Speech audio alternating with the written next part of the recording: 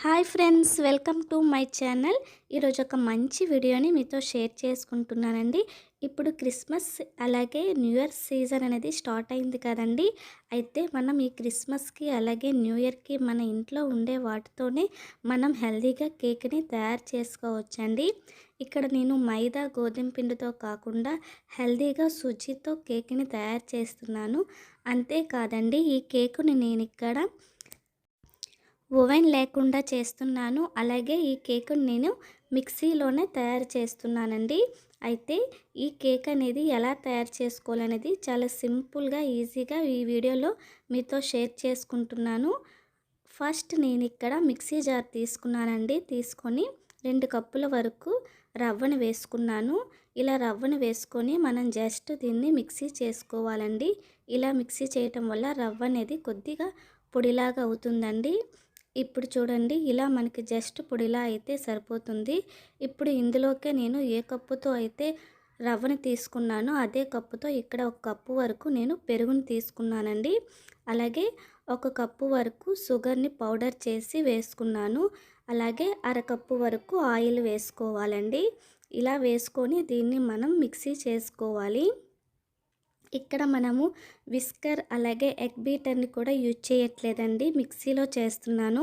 మిక్సీలో చేసినా కూడా ఇలా చేస్తే మనకు కేక్ అనేది చాలా స్పాంజీగా వస్తుందండి, చాలా పర్ఫెక్ట్గా వస్తుంది. మిక్సీ వేసేటప్పుడు మధ్య మధ్యలో కలుపుకుంటూ మనం ఇవన్నీ కలిసేటట్టు మనం మిక్సీ వేసుకోవాలండి. ఇలుగోండి, వీడియోలో చూపించినట్టు ఇలా మిక్సీ వేసుకోవాలి. ఇప్పుడు ఇందులోకి నేను కొద్దిగా పాలు వేసుకున్నానండి. ఒక 4-5 స్పూన్ల వరకు పాలు వేసుకోవాలి. వేసుకొని ఇప్పుడు దీన్ని మనం ఒకసారి మళ్ళీ కలుపుకోవాలండి. ఇప్పుడు ఇందులోకి నేను ఒక అర స్పూన్ వరకు బేకింగ్ సోడా అలాగే అర స్పూన్ బేకింగ్ పౌడర్ వేసుకున్నానండి. అలాగే ఇక్కడ నేను మంచి ఫ్లేవర్ కోసం వెనీలా ఎసెన్స్ని వేసుకున్నాను. మీరు ఏ ఫ్లేవర్నైనా యూజ్ చేయొచ్చు. మళ్ళీ ఒకసారి బాగా కలిసేటట్టు మనం మిక్సీ వేసుకోవాలండి. ఇక్కడ చూడండి, వీడియోలో చూపించిన కేక్ బీటర్ కన్సిస్టెన్సీ అనేది ఇలా ఉండాలండి, మరి పల్చగా ఉన్నా కూడా బాగోదు. ఇప్పుడు దీంట్లోకే నేను ఒక 2 స్పూన్లు టూటీ ఫ్రూటీల్ని వేసుకుంటున్నాను. ఆరెంజ్ కలర్ 2 టూటీ ఫ్రూటీల్ని, అలాగే గ్రీన్ కలర్లో ఉండే వాటిని 2 స్పూన్లు వేసుకున్నాను. అలాగే 3 స్పూన్ల వరకు కాజుని చిన్న చిన్న ముక్కలుగా కట్ చేసి వేసుకున్నానండి. ఇప్పుడు ఇక్కడ నేను కేక్ టిన్ని తీసుకున్నాను. తీసుకొని దీనికి ఆయిల్ని ఇలా మనం అప్లై చేసుకోవాలండి. తర్వాత ఇక్కడ నేను నార్మల్గా ఉండే ఒక పేపర్ని తీసుకున్నానండి, వైట్ పేపర్ని. ఇలా వైట్ పేపర్ తీసి కట్ చేసుకొని ఇలా కింద మనం పెట్టుకోవాలి. దానిపైన కూడా మనం ఇలా ఆయిల్ని రాసుకోవాలి. ఇలా చేయటం వల్ల మనకు ఈ నార్మల్ పేపర్ అనేది బటర్ పేపర్గా మనకి పనిచేస్తుందండి. తర్వాత మనం తయారు చేసి పెట్టుకున్న ఈ కేక్ బ్యాటర్ని ఇందులోకి వేసుకోవాలి. ఇప్పుడు నేను ఇందులోకి పైన జస్ట్ కేక్ అనేది మంచిగా కలర్ఫుల్గా కనిపించడం కోసం పైన కూడా నేను ఇలా టూటీ ఫ్రూటీల్ని వేసుకున్నానండి. ఇలా వేసుకొని తర్వాత మనము ఇలా ఒకసారి ట్యాప్ చేసుకోవాలి. ఇలా ట్యాప్ చేసుకోవటం వల్ల ఎయిర్ బబుల్స్ ఏమైనా ఉన్నా అవి పోతాయండి.